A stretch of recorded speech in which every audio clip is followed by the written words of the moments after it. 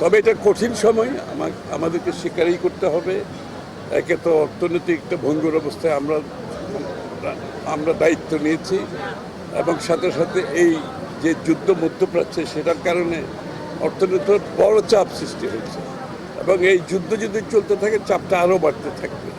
তো সেই ক্ষেত্রে আমাদের পক্ষ থেকে আমরা প্রয়োজনীয়, বিশেষ করে যে জ্বালানি সিকিউরিটি, নিরাপত্তা, সেখানে আমরা খুব সজাগ আছি।